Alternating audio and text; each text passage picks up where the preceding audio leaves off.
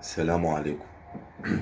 الحلقة دي أنا عاملها مخصوص عشان أتكلم فيها عن لاعب الكورة عمر المرموش. بالنسبة لعمر المرموش، أنت دلوقتي لاعب كورة تقيل جدا وبتلعب في المان سيتي. بتلعب في المان سيتي، فأنا بقى عايز أعرف حاجة. أنت إزاي راجل بتلعب في المان سيتي أو مانشستر سيتي،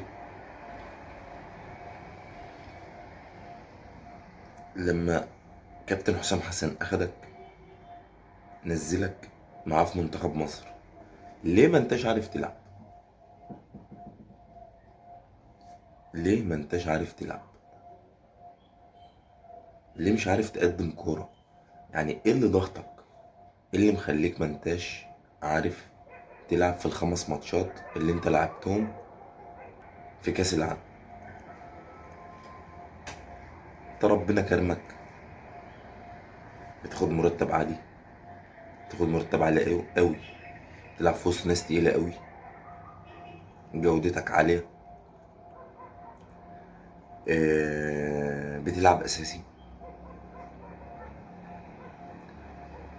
مستريح نفسيا، عندك كل حاجة متوفرة. ايه اللي مخليك بقى ما انتش عارف تطلع اللي عندك؟ لعبت خمس ماتشات: ماتش ايران، ماتش نيوزيلندا، ماتش بلجيكا، ماتش استراليا، ماتش الارجنتين. خمس ماتشات ما عملتش فيهم اي حاجه خالص. ولا عارف تباصي، ولا عارف تراوغ، ولا عارف تسلم وتستلم، ولا عارف تلعب كرة سريعة، ولا عارف تاخد الكرة وتجري، ولا عارف تشوط، اللي هو انت اصلا متخصص في الشوط يعني، دي حتتك. طب ما انتش عارف تعمل الحاجات دي كلها، بتلعب كرة ليه؟ بتاخد فلوس على ايه؟ وبنشوفك بس في التلفزيون اعلانات ما شاء الله، قيمتك التسويقية عالية جدا، الراتب بتاعك عالي جدا، وما شاء الله ربنا كرمك في كل حاجة. ليه بقى ما بتقدمش كورة؟ طب انت مش عارف تلعب مع المنتخب، ومش عارف تقدم حاجة، وما عملتش حاجة في البطولة دي اللي احنا خرجنا منها. امال هتلعب امتى؟ يعني انت هتلعب كورة امتى؟ هتقدم لنا حاجة امتى؟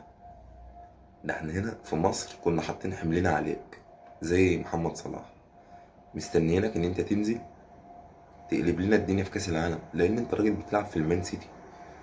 انت ما بتلعبش في نادي ضعيف او قليل، انت بتلعب في مانشستر سيتي، نادي كبير جدا. بس للاسف ما قدمتش حاجه معانا في المونديال. يعني انا مش عارف اقول ايه اكتر من كده. انا كنت اتمنى ان انت تعمل لنا حاجه. كنا عايزين نطلع نتكلم عليك، نقول ان عمر المرموش عمل واحد اتنين تلاتة اربعة خمسة. شفناش منك اي حاجه خالص. وبعدين انت مش محروج لما لعبت الكوره بتاعت مصر اللي هم بيلعبوا في الدوري عندنا في الدوري المحلي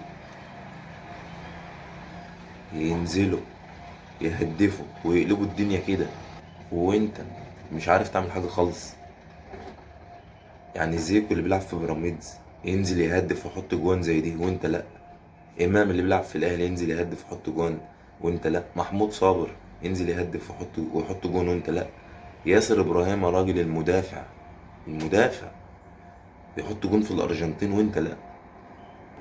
زي ما انا زعلان منك ان انت ما عملتش حاجه، زعلان عليك. واتمنى، عشان ما اكونش وحش يعني، اتمنى ان انت في الماتشات اللي جايه مع المنتخب تعمل حاجه كويسه. وكده حلقتنا النهارده خلصت، وهشوفكم في الحلقه اللي جايه ان شاء الله.